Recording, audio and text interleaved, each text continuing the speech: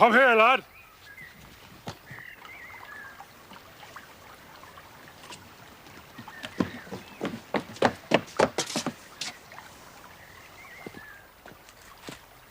What are you doing on my property?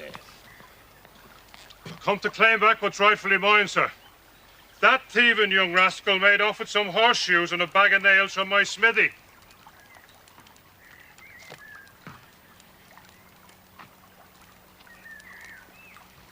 Where is your proof? The proof is I'll find him there.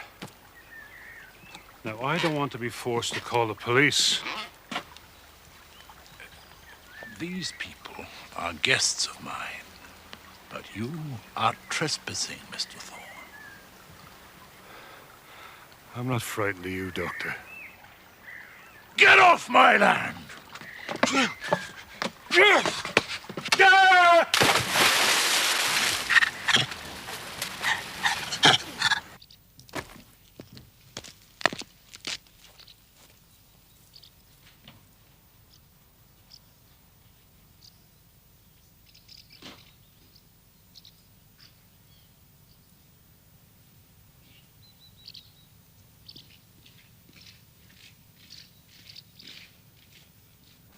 Please come back soon.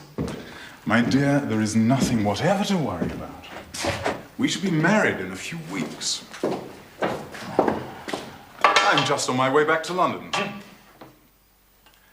Goodbye, sir. And thank you for a most pleasant weekend. I mean to improve my game of chess before my next visit. Yes, I see. You weren't an unworthy opponent. Thank you, sir. I'm just seeing Percy down to the gates, Father. Here.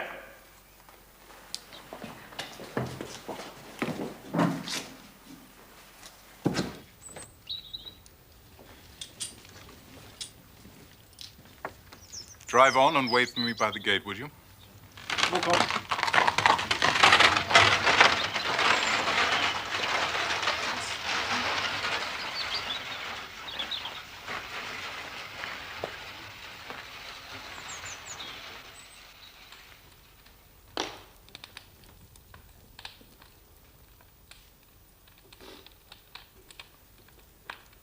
The fellow is trespassing. He had a ducking, and that is all. Father, I cannot believe that Thorne would deliberately... Damn it, woman! Are you part of the conspiracy against me, too? No, Father. I live here.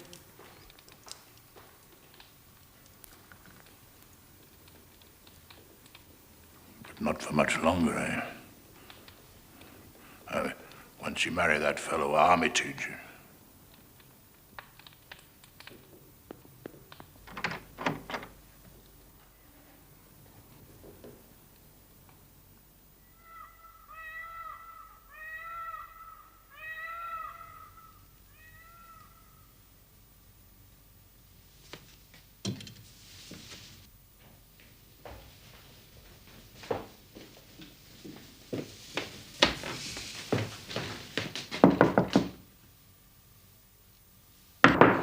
Yes, what is it? Father, what has happened to my room? The builder's found a fault in the structure. Better sleep in your sister's room till they've finished working on it. Julia's room. I can't sleep in there. And why not, pray? I can't. What is the matter? It's a perfectly good room. I've instructed the housekeeper to prepare it for you. Now run along your baggage and good night.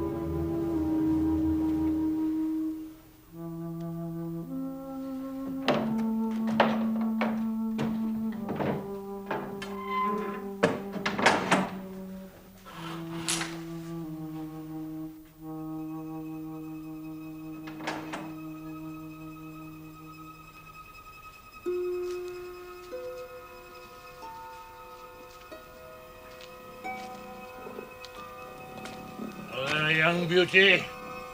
Good night. Good night, Mimi.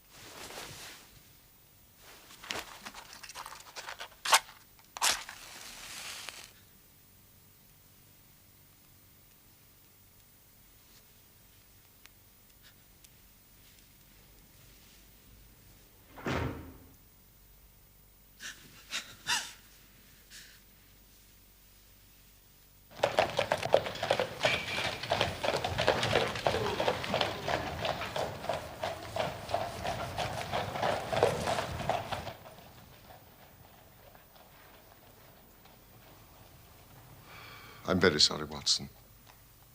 But it seems to be the common lot this morning. What? Mrs. Hudson has been roused. She retorted on me and I on you. But it's only 7:15. What is it, a fire? No. A client. This will take a moment to draw, sir. But only a moment. Mrs. Hudson is a mistress of the art of firelighting. This is my intimate friend and associate, Dr. Watson, before whom you may speak as freely as before myself. How do you do? Mrs. Hudson, do you think you could bring this young lady a hot cup of coffee? For I observe you are shivering. It is not cold which makes me shiver. What then? It is fear, Mr. Holmes. It is terror. No, you must not fear. We shall set matters right, have no doubt. You have come by train, I see, this morning. You know me, then? No, but I observe the second half of a return ticket in the palm of your left glove. You started early, but you had a drive in a dog cart along heavy roads before you reached the station. But there's no mystery, my dear lady. The left arm of your jacket is spattered with mud in no less than 7 places. The marks are fresh. There is no vehicle, save a dog cart, which throws up mud in that particular way. And then only when you sit on the left-hand side of the driver. You are perfectly correct. Sir, I can stand the strain no longer. I shall go mad if it continues. I have heard of you from Mrs. Farintosh, whom you helped in the hour of her sore need. Farintosh.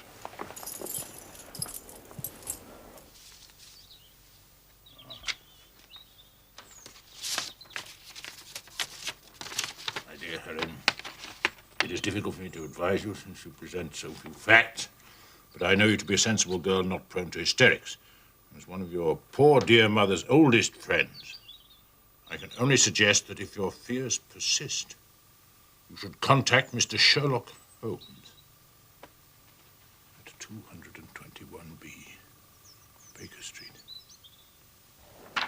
Farintosh, oh yes, I do remember the case. It concerned an opal tiara. I think it was before your time, Watson. Thank you, Mrs. Hudson. Sir, do you not think you could help me too? At present it is out of my power to reward you, but in a few weeks I shall be married with control of my own income. I shall be happy to devote the same care to your case as to that of your friend. As for reward, my profession is its own reward. But you are at liberty to defray whatever expenses I may be put to at the time which suits you best. And now, I beg you, lay everything before us which may help us form an opinion upon this matter. My name is Helen Stoner. I live with my stepfather, Dr. Grimsby Roylott, who is the last survivor of one of the oldest Saxon families in England. The Roylotts of Stoke Moran, the name is familiar to me. He is a doctor by profession, a skilled one. For some years he had a large and flourishing practice in India, in Calcutta. Dr. Watson, has also practiced medicine in India. Yes. Attached to the 5th Northumberland Fusiliers. And pray continue, Miss Stoner. In Calcutta, he married my mother. She was the young widow of Major General Stoner of the Bengal Artillery. I was only 2 at the time of Mother's remarriage, and my sister, Julia, was 5 years older. Our mother had a considerable sum of money, not less than 1,000 a year, and this she bequeathed to Dr. Roylott entirely while we resided with him. Forgive me, your mother has passed on? Shortly after our return to England, she was killed in a railway accident near Crewe. My stepfather then abandoned his attempts to establish himself in practice in London and took us to live in his ancestral home at Stoke Moran. But the money your mother left you was enough for all your wants, so that was no obstacle to your happiness. A terrible change came over my stepfather. Instead of making friends and exchanging visits with our neighbours, who at first were overjoyed to see a Roylott back in the family seat, he shut himself up in the house and indulged in ferocious quarrels. At times it was, and still is, hard to keep him out of the police courts. He's become the terror of the village. Does he permit any visitors? None. Save my fiancée and some wandering gypsies. Gypsies? Vagabonds, whom he has given leave to encamp on his land. Sometimes he goes away with them for days at a time. You can imagine from what I'm saying that my poor sister Julia and I had no great pleasure in our lives. No servant would stay long, so we did all the work of the house. She was but 30 when I lost her.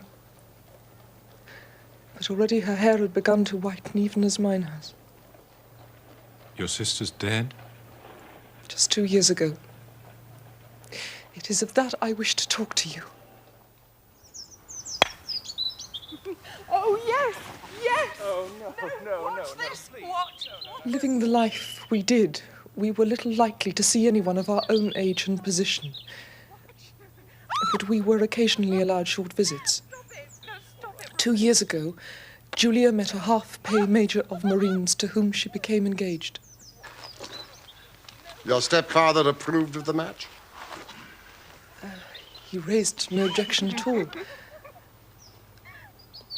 a fortnight before the wedding, the terrible event occurred which deprived me of my only companion. Pray, be precise as to details. It is easy. Every event of that night is seared into my memory. It was late, about 11. Julia had come into my room.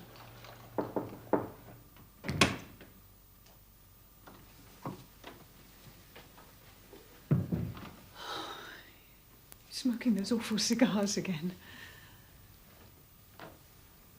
Perhaps you should have this room until the wedding.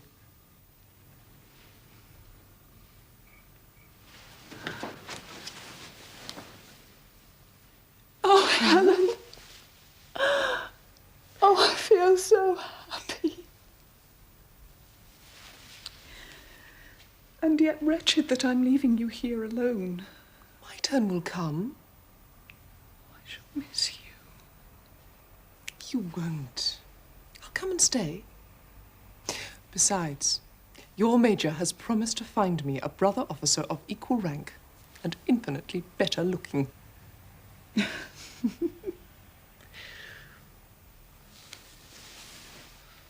darling, what is the matter?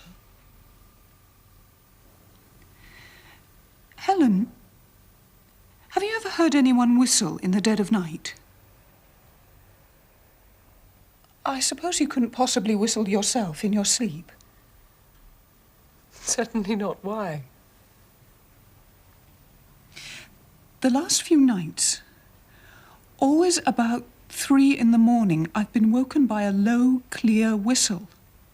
I can't tell where it's coming from. I thought you might have heard it. I sleep more heavily than you. It was probably those wretched gypsies.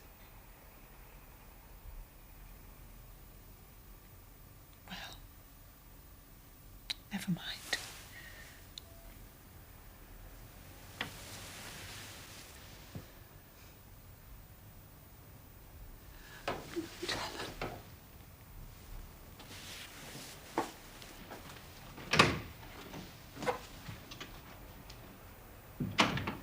Was it your custom always to lock yourself in at night?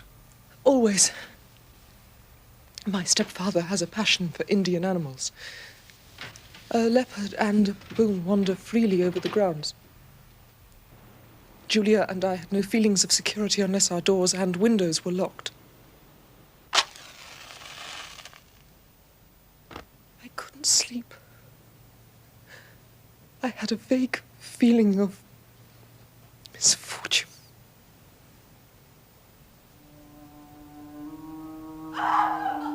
Julia!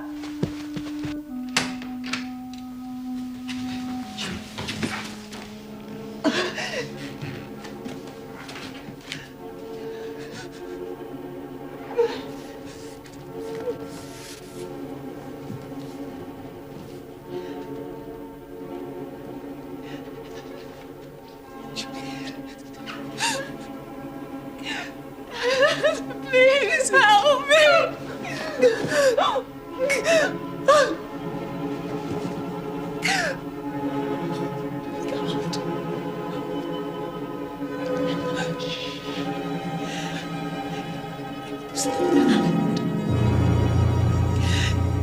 Speckled.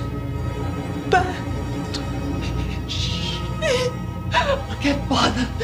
No, leave me here, Julia. Please, Go into your room, child. I'll deal with this.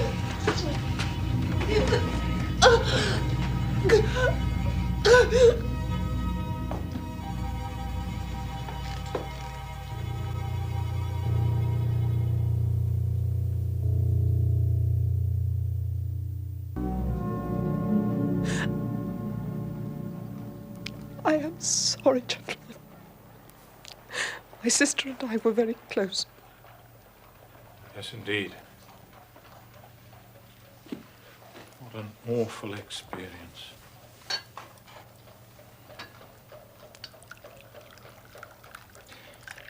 And you've no idea what might have caused... This whistle and a metallic sound, you can swear to it? It was my strong impression. I may possibly have been deceived. Was your sister dressed? No, she was in her nightdress. On the floor there was a candle and the charred stump of a match. Which means something must have woken her up, and she struck a light to see what the matter was. What conclusions did the coroner come to? He investigated the case with great care, but he was unable to find any satisfactory cause of death. And your evidence would have shown that the door was fastened on the inner side, the windows blocked by shutters, secured every night. It is certain, therefore, that your sister was alone when she met her end. Yes. Besides, there were no marks of violence upon her. What about poison? Doctors examined her for it without success. What do you think this unfortunate lady died of, then? It's my belief that she died of pure fear and nervous shock. Though what it was which frightened her, I cannot imagine. What do you gather from the allusion to a band, a speckled band? Delirium. Or some band of people. The gypsies at the plantation, the spotted handkerchiefs they wear around their necks. These are very deep waters. What happened after your sister's death? My life was lonelier than ever. Until a month ago, when a dear friend of mine, whom I've known for many years, did me the honor to ask for my hand in marriage. His name is Mr. Percy Armitage. And you are to be married within a few weeks. So what prompted you to come here when your life seemed set so fair? Yesterday, some repairs were started and my bedroom wall was pierced, so that last night I was forced to move into the chamber in which Julia died, to sleep in the very bed in which she slept. Imagine my terror when I was awoken by the same low whistle which had been the herald of her own death. You lit a lamp. Yes, but nothing was to be seen. I was too shaken to sleep. I dressed and slipped out of the house. I got a dog cart at the Crown Inn and came to London with the one object of asking your advice. You did wisely.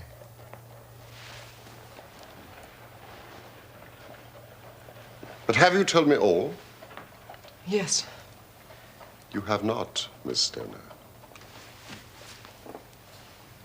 You are shielding your stepfather.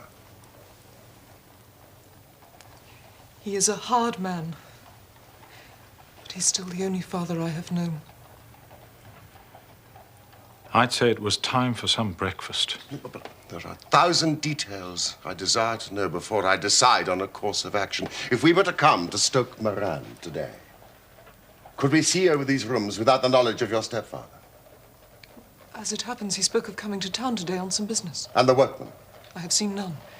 We have a woman who comes to clean from the village, but only in the morning. There should be nothing to disturb you. Excellent, Watson. You're not averse to this trip. By no means. Then we will be with you in the early afternoon. I shall be there for your arrival. You'll stay for some breakfast, surely. Thank you, no.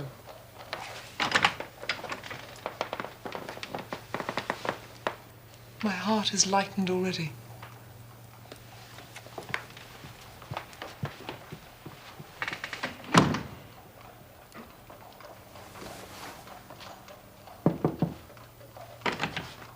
Ah, Mrs. Hudson. Thank you. But when you combine the ideas of whistles at night, the presence of a band of gypsies on intimate terms with the doctor, the dying allusion to a speckled band, well, there's good ground to believe that the mystery may be cleared along those lines.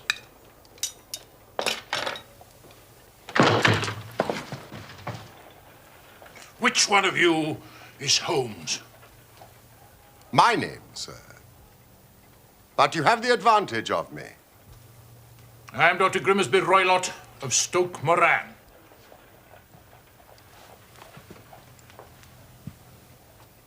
Indeed, Doctor.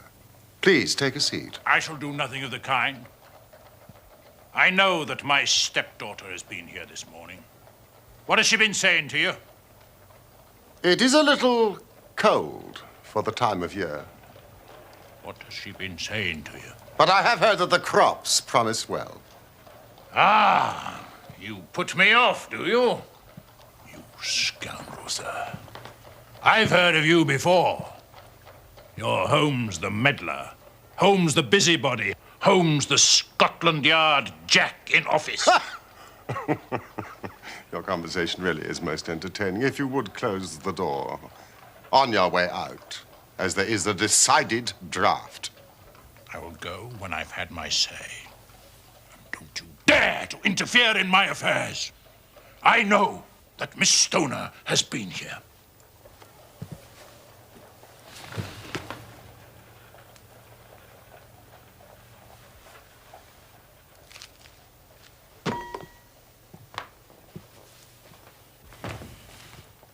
I am a dangerous man to fall foul of.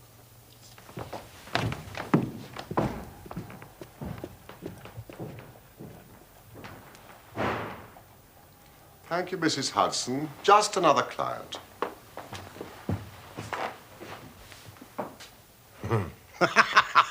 What a very amiable person.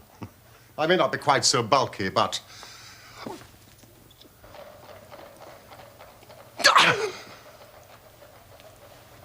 Fancy his having the insolence to confound me with the official detective force. This incident gives zest to our investigation. I only hope our friend won't suffer from her imprudence in allowing that brute to trace her here. One thought keeps nagging at me, Watson. Roylott's professional life in India. If it was so successful, why would he exchange it for a life of aristocratic penury? My friend Coombs would know. Holmes was in Calcutta around that time. Find your friend Coombs and see what you can get from him. I shall walk down to Doctors' Commons, where I hope to get some data which may help us in this matter. Let us meet again at 1, under the clock at Waterloo Station. That is, if you've finished your breakfast by then. Oh, and your revolver. I would be obliged if you would slip it into your pocket. Neely number 2 is an excellent argument against gentlemen who can twist steel pokers into knots. That and your toothbrush are, I think, all we need. I've seen the will of the deceased wife. Her annual income at the time of her death was a little short of £1,100. But due to the fall in agricultural prices, it is now no more than £750. Each girl, in case of marriage, could claim £250. So if both girls had married, our beauty, Grimsby Roylott, would have had a mere pittance. And even one marriage would ruin him. He had the strongest possible motive. Oh, did you manage to find Coombs? Yes, I did. He proved rather hard to locate, but I finally managed to get him through Swanson at Barnes. He did know Roylott in Calcutta, confirmed what the girl had said, and added one intriguing fact. Now, it seems that a series of robberies had been perpetrated in his house, and suspicion fell on his native butler. Roylott promptly seized the man, and in a fit of anger beat the poor fellow to death. Narrowly escaped a capital sentence, but suffered a long term of imprisonment and returned to this country a morose and disappointed man. Ah, Watson. It's a wicked world. And when a clever man turns his brain to crime, it's the worst of all.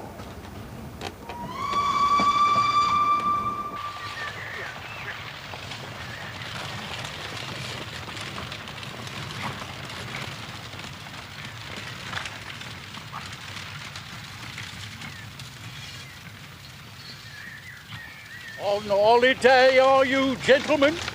No, we're architects. Taking a look at some of the local houses. Ah, that's why you wanted Stoke Moran. I didn't think it was for social reasons. You'll be doing business with Dr. Roylott, then? Yes, I believe that was the name. If you don't mind a word of warning, you want to take care with him, sir. There are some round these parts say he's not right in the head. Really? Only yesterday, Mr. Thorne of the blacksmiths had a most nasty experience with the doctor because of those thieving gypsies who were camped in the grounds. Oh, yes, we've heard about the gypsies and the leopard. The story goes the doctor threw Mr. Thorne in the stream in a fit of uncontrollable temper. And old Thorne, he's not a small man. Good Lord. Is he bringing a charge of assault? He was going to. But Miss Stoner, the doctor's young stepdaughter, paid him some of her own money to keep it quiet. Well, that's what I heard. Well, I never. Do you hear that, Holmes? The more I see and hear of that young lady, the more my admiration increases. Young woman of commendable spirit. You can pull up here, driver. Who do you mean, dear fellow? Well, Miss Stoner, of course. Most admirable. Ah, Miss Stoner. The girl we went yesterday.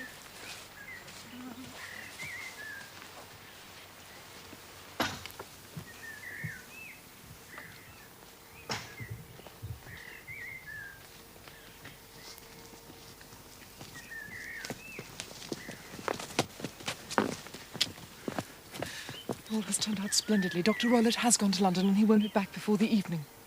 But we have already had the pleasure of Dr. Roylott's acquaintance. Good heavens, he followed me. Yes, he turned up just after you left, but Holmes sent him off with a flea in his ear. He's so cunning, I never know when I'm safe from him. Well, then he must guard himself. Or he may find someone more cunning than himself upon his track. Shall we? Holmes, don't you think we ought to get Miss Stoner away from here tonight? What, an aroused suspicion? But if he's violent... We shall be here.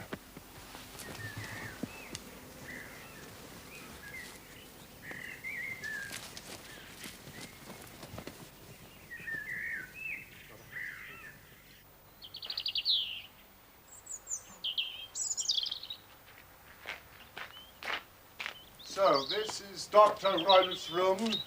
This formerly your sister's. And this your room? Yes, but I'm now sleeping in this one. Ah, pending the alterations. Miss Stoner, may I ask something? That's unusual, isn't it? Bedrooms on the ground floor? The bedrooms were moved downstairs when so much of the house fell into decay. Oh, yes, of course. How sad.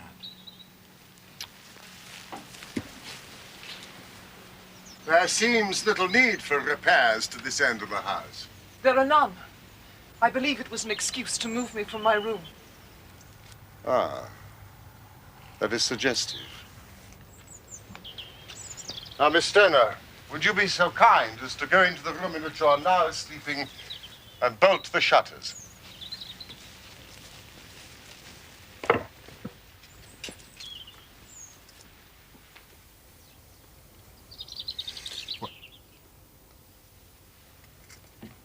What are you doing, Watson? Well, I'm using your methods, Holmes, seeing whether the ground has been disturbed. And what have you come up with? Your footprints, I believe. And mine and Miss Stoner's. And this.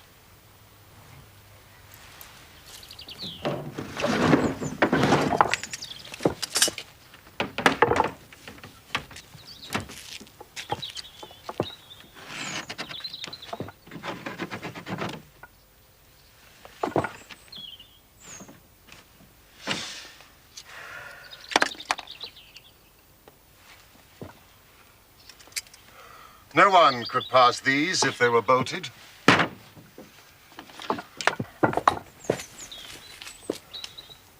Well, let's see if the inside throws any light on the matter. Ah.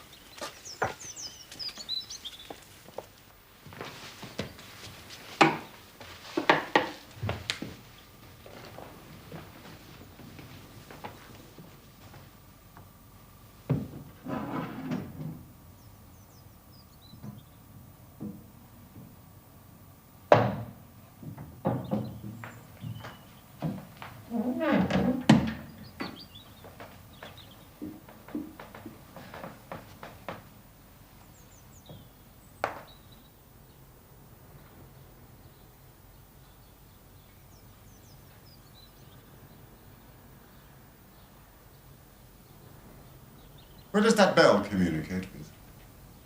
It goes to the housekeeper's room. It looks newer than the other things. Yes, it was only put there a couple of years ago. Ah, your sister asked for it. I never heard of her using it. We used to get what we wanted for ourselves. Indeed. You will excuse me while I satisfy myself as to this floor.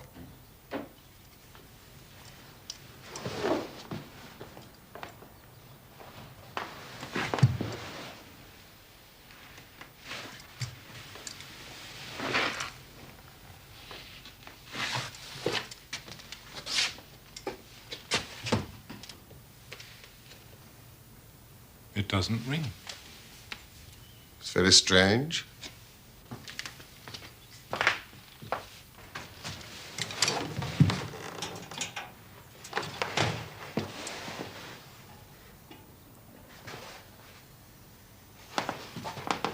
A ventilator into another room. You mean when it might have communicated with the outside air? That is also quite modern. Indeed. Miss Stoner, with your permission, we will now carry our research to Dr. Royler's chamber.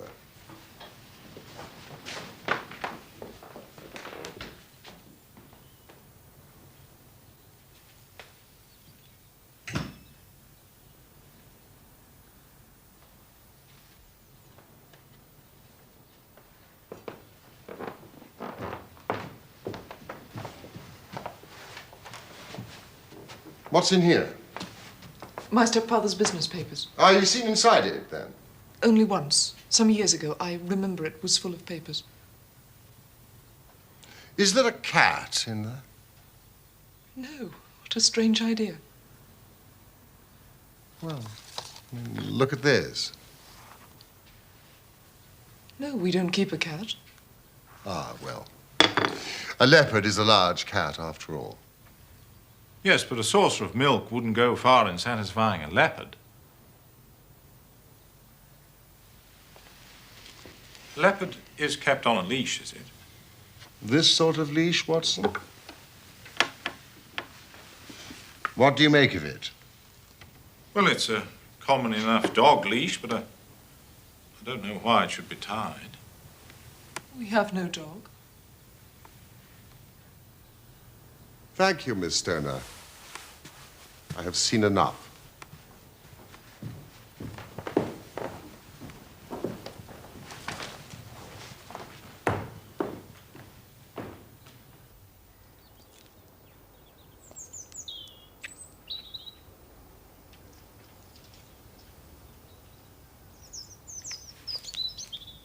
I was going to ask if you'd like some tea.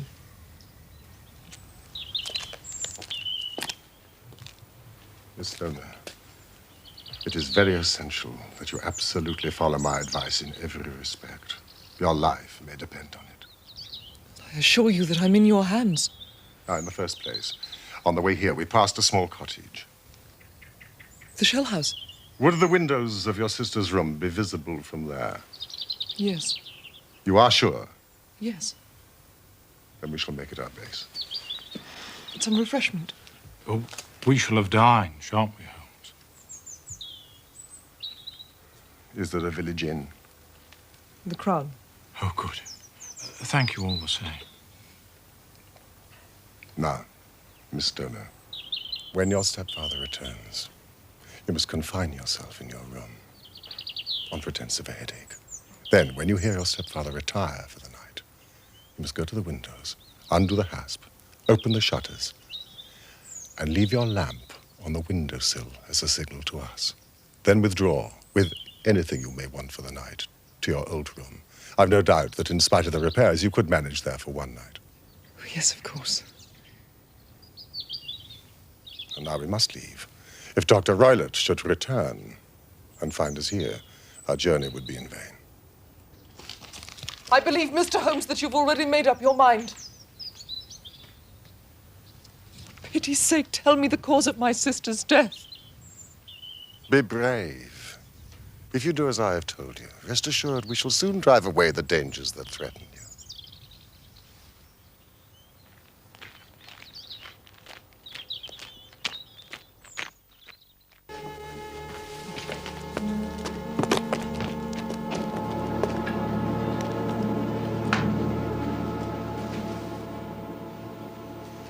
Yes, it is a clear view.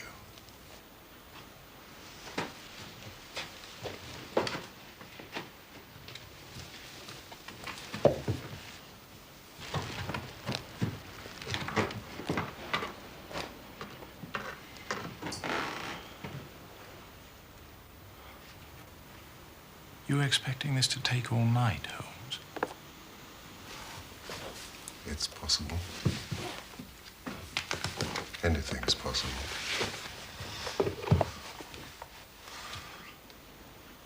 When a doctor goes wrong, he's the first of criminals. He has nerve. He has knowledge. Palmer and Pritchard were among the heads of their profession. This man strikes even deeper. I really have some scruples taking you tonight. There's a distinct element of danger. If I can be of assistance. It's very kind of you.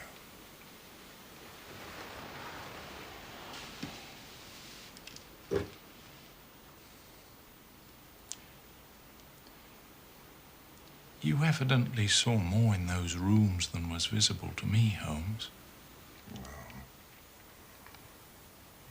But I probably deduced a little more. Do you remember Miss Stoner said that her sister could smell Dr. Roylott's cigar? Well?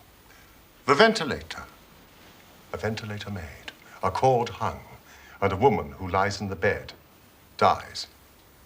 I can't see any connection. Did you notice anything peculiar about the bed?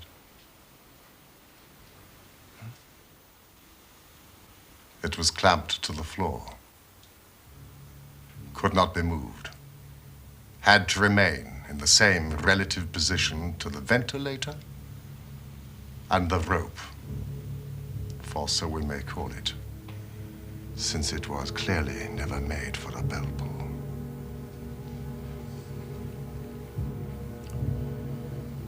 I begin to see dimly what you're driving at. We're only just in time to prevent some subtle and horrible crime.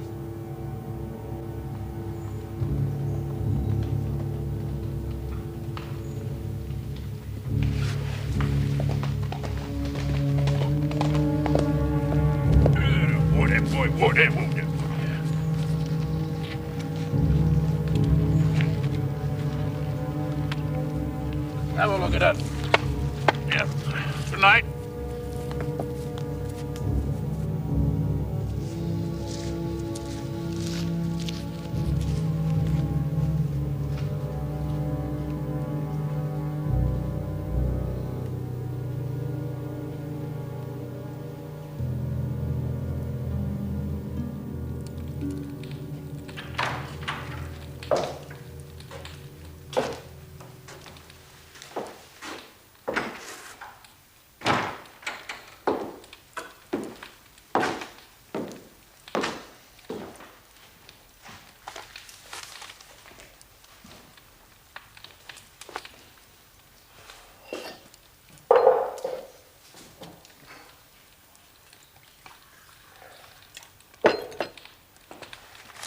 Did you have a good day?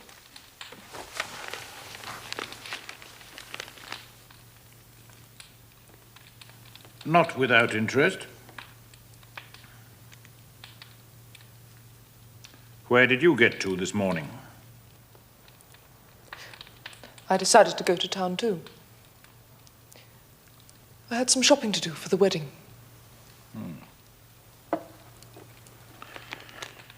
You knew I was going up. We might have traveled together. I left early. Yes, I know you did.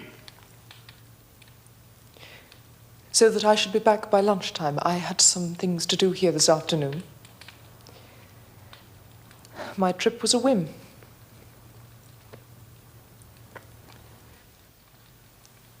You always were a good little liar.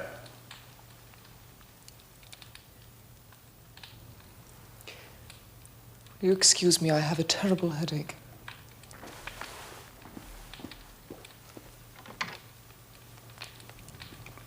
Holmes the meddler. Holmes the busybody. Holmes the Scotland Yard Jack in office.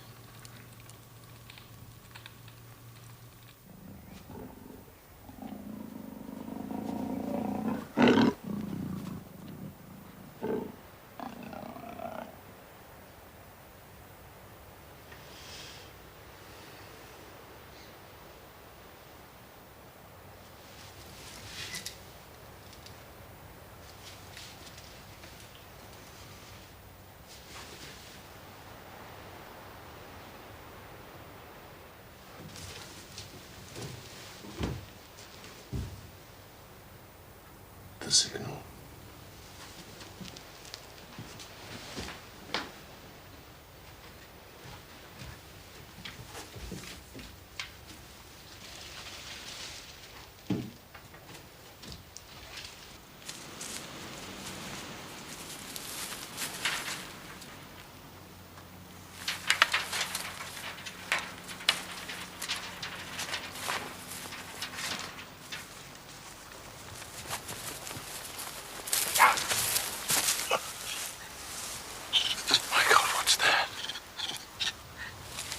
It's the baboon. This is a nice household.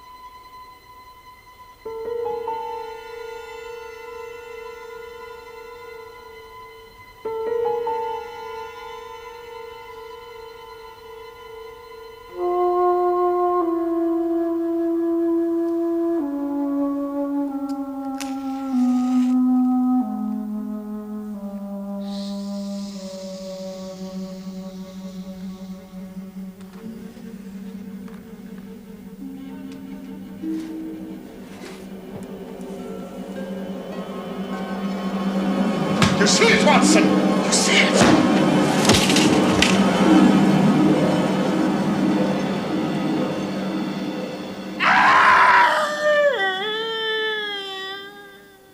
What can it mean? It means that it's over. And perhaps for the best. Come, Watson. Bring your pistol.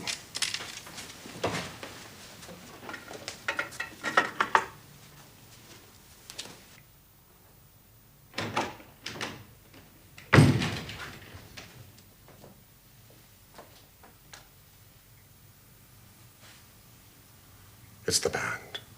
The Speckled band. It is a swamp adder. The deadliest snake in India. He has died within seconds of being bitten.